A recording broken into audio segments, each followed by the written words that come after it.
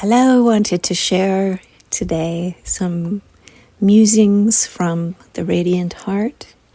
Wanted to talk a bit about union and the Radiant Heart of Bliss that is a lived embodiment that becomes our normal expression of self once it is unearthed. And the process of unearthing this radiant heart is a long one, so we need to have patience. And when I or others speak of this blissful radiant heart, it's possible to describe it, but until you have become it as a lived, breathing experience, it can't truly be understood. And when I speak in my sharings about sacred union and the path of the beloved, what I am expressing is a pathway to discover this radiant heart.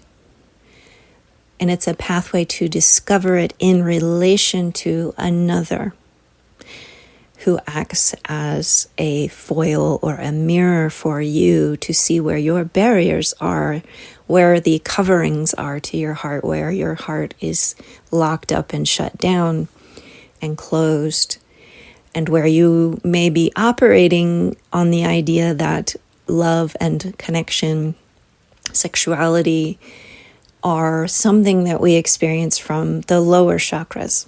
And while all of our chakra system comes online, and we utilize that energy in the sacral center to activate the radiant heart, the activation in this path begins in the heart space.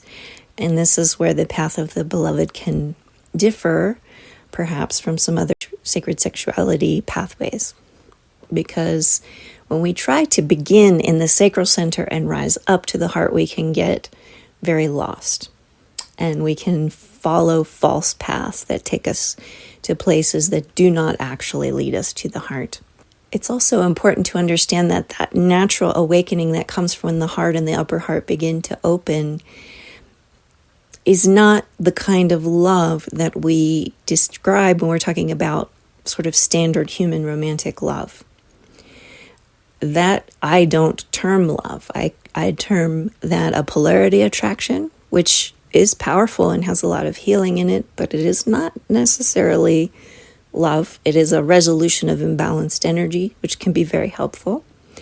And when we come into a physical connection, an intimate connection with another person, when we're coming from that space of the polarity balancing, we're likely experiencing attraction.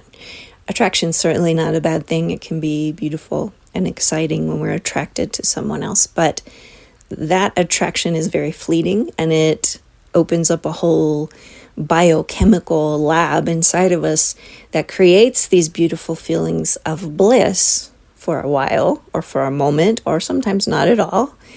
But we might associate that high, that love addiction that so many people are seeking, as love. And it isn't actually. It is the biochemical experience, just like when you take an addictive drug of any kind and you get a high, you feel it for a little while and then it goes away. And that's really exactly what's happening in a love addiction.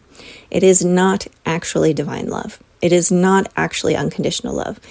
It is an addictive response that the body elicits so that we bond as biological beings, and it was necessary as part of our evolution when we were in third dimension and our hearts were shut down and we had to come into some sort of relation with others to propagate the species. But it's time for us to really graduate from that idea of love, that romantic narrative of love that we are sold in the books, in the movies, in the advertising, in the way love looks, in the way the feminine is supposed to be sexualized to attract that love, and the way the masculine is supposed to look, or what he's supposed to have, or his power or status or money. All of those narratives of that false romantic attraction as love that is fleeting and is actually based in hate and competition and control, which we find out as soon as that love drug of biochemical addiction wears off, and then the egos start to come out in battle. So true divine love that comes from the radiant heart of bliss requires first that that radiant heart be opened and that the layers of barricading and barrier are removed, which takes time. And so the path of the beloved is a long journey where we have a soul contract at least a soul level. These are not karmic contracts, although you may have a little karmic interference here and there just to clear certain old traumas or past life. But it is a soul contract where two people will have accord to one another to go through the path of the beloved for a period of time. It may not be lifelong. It could be temporary, but it tends to be a while. It's generally not a really short experience because you can't have much of an experience. If it's super short, it's probably karmic. Just one of the things you have to wipe out of the way. But a true path of the beloved, a beloved that comes to you to walk that path, is going to be soul corded to you by mutual agreement in your higher essences to walk an alchemical path of the dissolution of the ego. So it is a path of self-realization. It is a path of self-mastery through relation with the other. And this is an entirely different kind of love that we're trying to scrape away the false layers of this sort of lower level attraction that may bring us into the field together, but that is not it. So if you're interested in the path of the beloved and learning more, you can learn a lot in my book, Awakening Sacred Union Between the Divine Feminine and Masculine, Becoming the Beloved Rose. And the rose, of course, is that radiant heart of bliss, that crystalline heart that opens in our energy body to allow us to experience the divine ecstatic bliss that is our natural state of being when we are able to restore this.